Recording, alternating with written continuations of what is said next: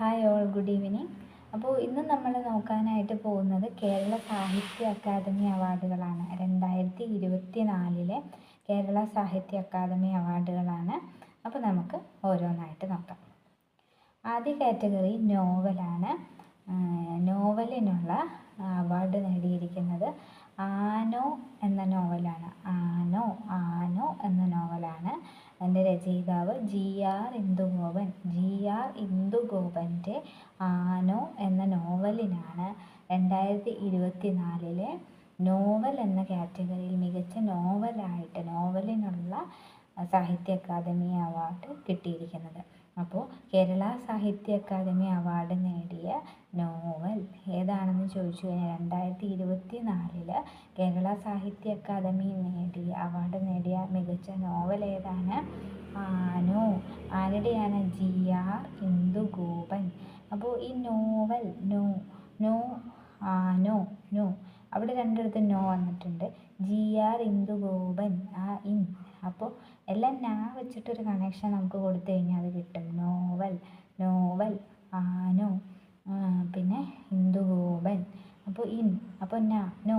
അത് നമുക്ക് നോക്കിക്കഴിഞ്ഞ് കഴിഞ്ഞാൽ അങ്ങനെ ചെറിയൊരു അടയാളം വെച്ച് കഴിഞ്ഞാൽ നമുക്ക് നോവലിൻ്റെ കിട്ടും. അപ്പോൾ കേരള സാഹിത്യ അക്കാദമി അവാർഡ് 2024 നോവൽ വിഭാഗത്തിൽ കിട്ടിയത് ഏത് നോവലിനാണ്? ആനോ.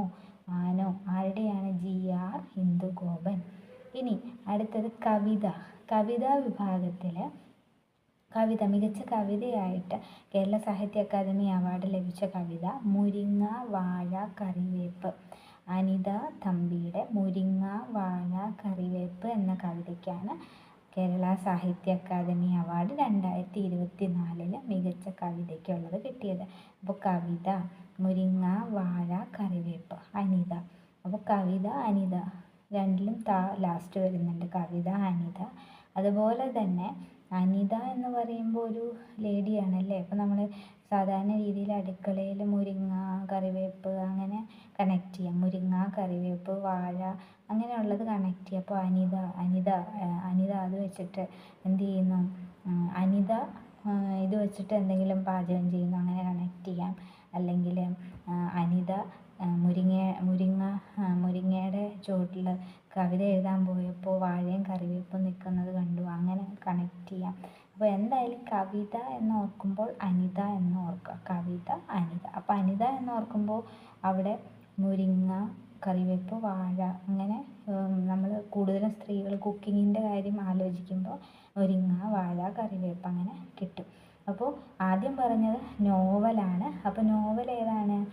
ആനോ. നോവൽ ആനോ. ആർക്കാണ്? GR ഇന്ദുഗോപനാണ്. GR ഇന്ദുഗോപൻ. അതുപോലെ തന്നെ കവിത മികച്ച കവിത കേരള സാഹിത്യ അക്കാദമി കവിതാ വിഭാഗത്തിൽ കവിതയായിട്ട് മികച്ച കവിത ഏതാണ്? കവിതയായിട്ട് കിട്ടിയിരിക്കുന്നത് ഏത് കവിതയാണ് തിരഞ്ഞെടുത്തിരിക്കുന്നത്? കവിത ആലോചിക്കുക. ആരുടെയാണ്? അനിതയുടെയാണ് അല്ലെ. അനിത തമ്പി. കവിത മുരിങ്ങ വാഴ കറിവേപ്പ്. മുരിങ്ങ വാഴ കറിവേപ്പ്. ഇത് മൂന്നും ഒരേ സ്ഥലത്ത് നിൽക്കുകയാണ്. മുരിങ്ങ വാഴ കറിവേപ്പ്. ഇനി അടുത്ത ജീവചരിത്രം അല്ലെങ്കിൽ ആത്മകഥ. ഇതിൽ മികച്ച രചനയ്ക്ക് കിട്ടിയിരിക്കുന്നത് ഞാൻ എന്ന ഭാവം ഡോക്ടർ K രാജശേഖരൻ നായരുടെ കൃതിക്കാണ്. ഞാൻ എന്ന ഭാവം ഡോക്ടർ K രാജശേഖരൻ നായർ.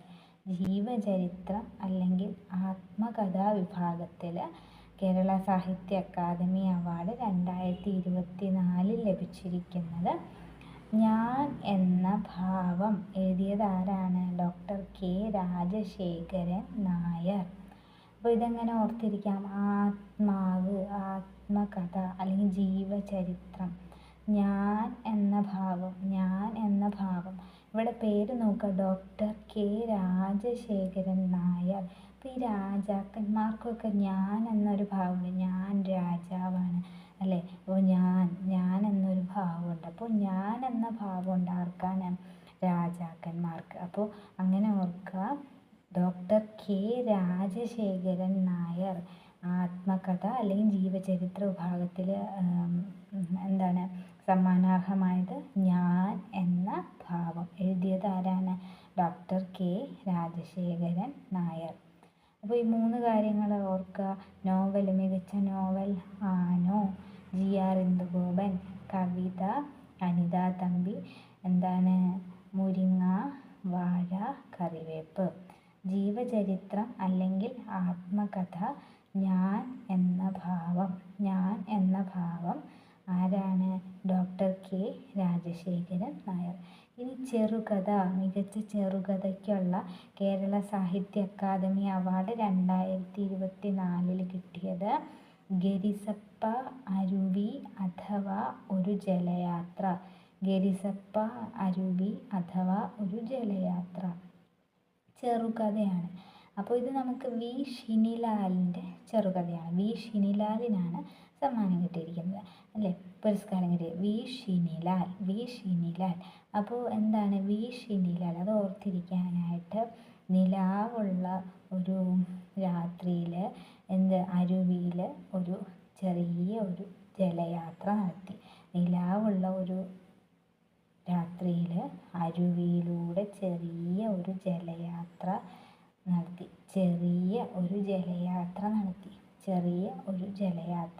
അരുവിയിലൂടെ ചെറിയ ഒരു നിലാവുള്ള വി ഷിനിലാലിൻ്റെ ചെറുകഥ ചെറിയ ഒരു ജലയാത്ര അരുവിയിലൂടെ. അത് ഗരിസപ്പ അരുവി അഥവാ ഒരു ജലയാത്ര. അപ്പോൾ ചെറുകഥ ഏതാണ്? മികച്ച ചെറുകഥയായിട്ട് തിരഞ്ഞെടുത്തിരിക്കുന്ന ഏതാണ്?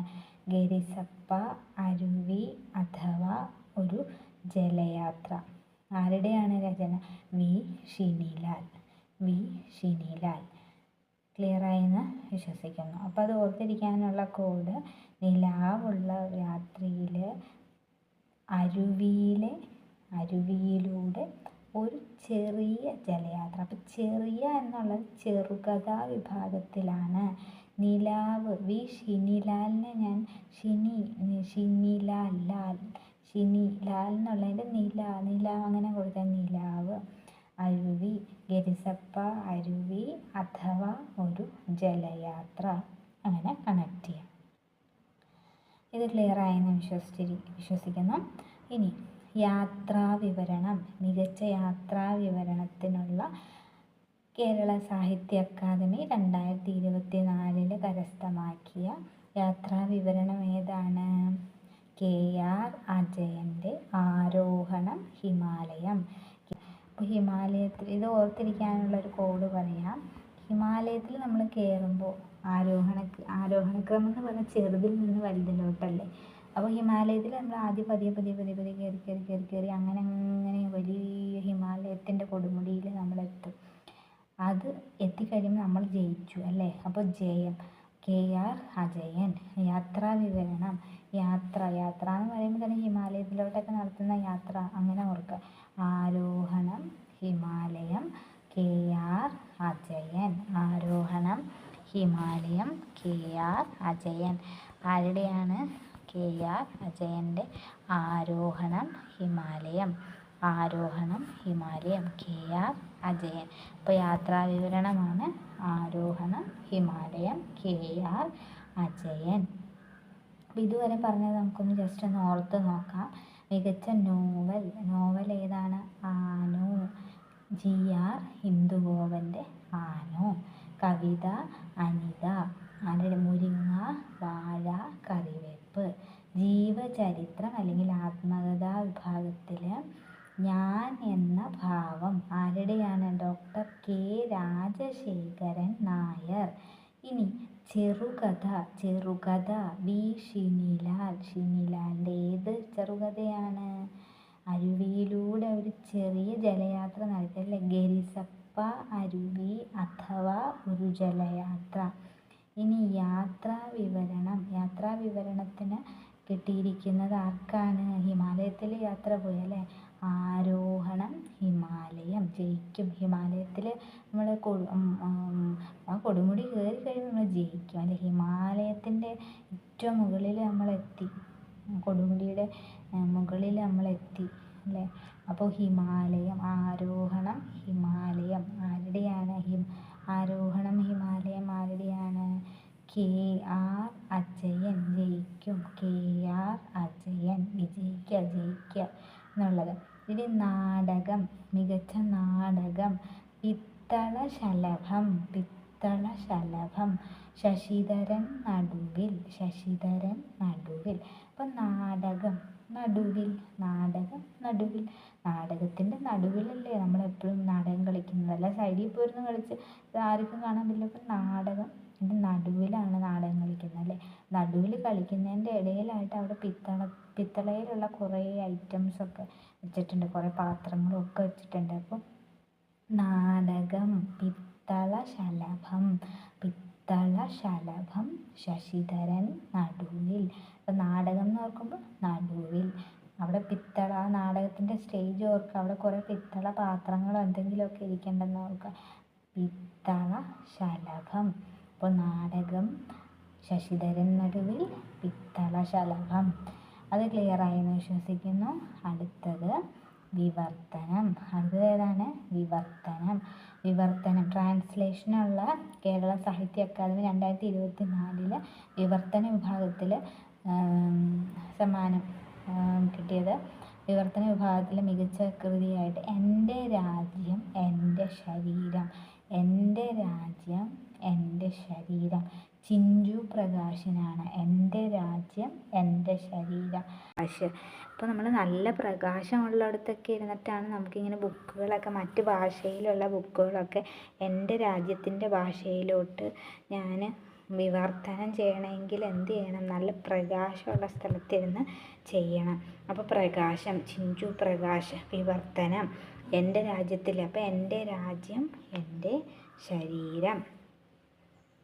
അത് ക്ലിയറായെന്ന് വിശ്വസിക്കുന്നു. ഇനി വൈജ്ഞാനിക സാഹിത്യം. വൈജ്ഞാനികം എന്ന് പറഞ്ഞാൽ ടെക്നോളജിക്കലായിട്ടുള്ള ഇത് അല്ലേ. അപ്പോൾ വൈജ്ഞാനിക സാഹിത്യം എന്ന് പറയുമ്പോൾ, ടെക്നോളജി എന്ന് പറയുമ്പോൾ തന്നെ നമുക്ക് ഇപ്പോഴൊക്കെ ഓർമ്മ വരുന്ന നിർമ്മിത ബുദ്ധി, AI ആണല്ലേ.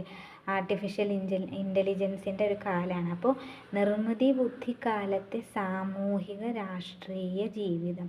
അപ്പോൾ നിർമ്മിതി ബുദ്ധി കാലത്ത് ഇത് കോഡിൻ്റെ ആവശ്യമേ ഇല്ല, അല്ലാതെ തന്നെ നമുക്ക് ഓർത്തിരിക്കാം. ഇപ്പോൾ ആദ്യം തന്നെ വൈജ്ഞാനികം എന്ന് ഓർക്കുമ്പോൾ തന്നെ AI, ആർട്ടിഫിഷ്യൽ ഇൻ്റലിജൻസിൻ്റെ കാര്യം ഓർക്കുക.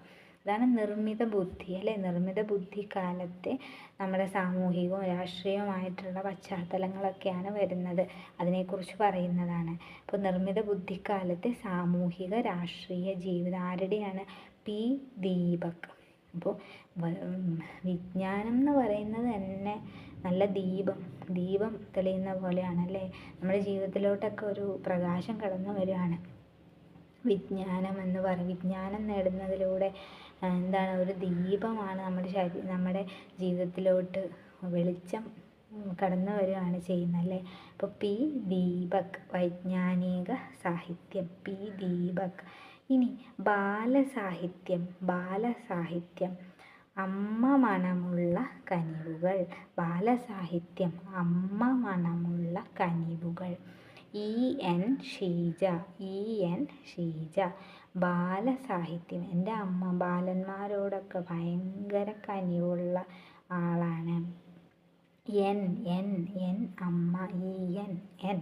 അത് ഓർക്കുക. അമ്മ ബാലന്മാരോട് നല്ല കനിവുള്ള ആളാണ്. അപ്പോൾ E.N. ഷീജ. എന്നുള്ളത് അവിടെ ഒരു code just connect. E.N. Sheeja. She എന്ന് പറഞ്ഞാലും സ്ത്രീ. ഇംഗ്ലീഷിൽ ഷീ എന്ന് പറഞ്ഞാൽ സ്ത്രീയാണല്ലോ. അപ്പോൾ അമ്മ എന്ന് പറഞ്ഞാൽ സ്ത്രീ എന്ന് പറയുന്നത് നല്ല കനിവുള്ള ആരോട്? ബാലന്മാരോട്. അപ്പോൾ ബാലസാഹിത്യം, അമ്മ മണമുള്ള കനിവുകൾ. E.N. ഷീജ. അടുത്തത് ഹാസ്യസാഹിത്യമാണ്. അപ്പോൾ ഹാസ്യസാഹിത്യത്തിൽ അവാർഡ് നേടിയത് കേരളത്തിൻ്റെ മൈതാത്മകത വറുത്തരച്ച ചരിത്രത്തോടൊപ്പം. ഈ പേര് കേട്ടോ, കേരളത്തിൻ്റെ മൈതാത്മകത വറുത്തരച്ച ചരിത്രത്തോടൊപ്പം. പേരിൽ തന്നെ ഭയങ്കര കോമഡിയാണ്, ഹാസ്യം. നമുക്ക് പേര് കേൾക്കുമ്പോൾ തന്നെ എന്തോ ഒരു ചെറിയൊരു നമുക്കൊരു ചിരി തോന്നും, ഒരു കൗതുകമൊക്കെ തോന്നുന്ന ഒരിതാണ്. അപ്പോൾ ഹാസ്യസാഹിത്യം, കേരളത്തിൻ്റെ മൈതാത്മകത വറുത്തരച്ച. അപ്പം വറുത്തരയ്ക്കുന്നു. അപ്പോൾ ചരിത്രത്തെ വറുത്തരച്ച ചരിത്രം എന്നൊക്കെ പറയുമ്പോൾ കോമഡിയാണല്ലേ. അപ്പോൾ അത് നിരഞ്ജൻ നിരഞ്ജൻ നിരഞ്ജൻ. അപ്പോൾ നിരഞ്ജനാണ് ഹാസ്യ സാഹിത്യത്തിനുള്ള 2024 കേരള സാഹിത്യ അക്കാദമി അവാർഡ് നേടിയത്. നിരഞ്ജൻ. പേരാണ് കേരളത്തിൻ്റെ മൈതാത്മകത വാർത്തരച്ച ചരിത്രത്തോടൊപ്പം. ഇതൊക്കെ നമുക്കൊന്ന് കണക്ട് ചെയ്യാൻ കോഡിൻ്റെ ആവശ്യമേ ഇല്ല. കാരണം ഇതൊക്കെ നമുക്ക് ആലോചിക്കുമ്പോൾ തന്നെ 2 തവണ കേൾക്കുമ്പോൾ തന്നെ കിട്ടുന്നതാണ്. അപ്പോൾ എന്തായാലും ഇത്രയും ക്ലിയർ ആയെന്ന് വിശ്വസിക്കുന്നു. അപ്പോൾ ഒന്നുകൂടെ നമുക്ക് ജസ്റ്റ് ഒന്ന് റിവൈസ് ചെയ്ത് നോക്കാം. നോവല് ആനോ, GR ഇന്ദുഗോപൻ. കവിത അനിത, മുരിങ്ങ വാഴ കറിവേപ്പ്. അതുപോലെ ജീവചരിത്രം അല്ലെങ്കിൽ ആത്മകഥാ ഭാഗത്തിൽ ഞാൻ എന്ന ഭാവം ആരാണ്? Doctor K Rajasekharan Nair. അതുപോലെ ചെറുകഥ വി ഷിനിലാൽ. ഗരിസപ്പ അരുവി അഥവാ ഒരു ജലയാത്ര. യാത്രാ വിവരണം ആരോഹണം ഹിമാലയം. ആരാണ് പോയത്? അജയൻ. KR അജയൻ്റെയാണ് അല്ലേ? KR അജയൻ.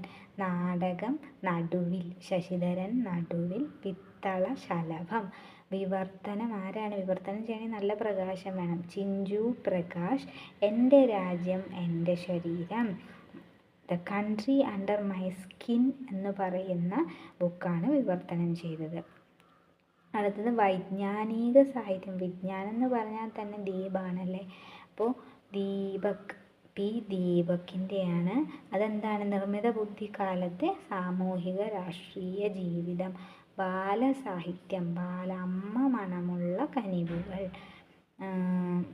EN ഷീജ. ഹാസ്യസാഹിത്യം. കേരളത്തിൻ്റെ മൈതാത്മകത വാർത്തരച്ച ചരിത്രത്തോടൊപ്പം. നിരഞ്ജൻ. അപ്പോൾ ഇത്രയുമാണ് കേരള സാഹിത്യ അക്കാദമി 2024 അവാർഡ് ലഭിച്ച കൃതികൾ.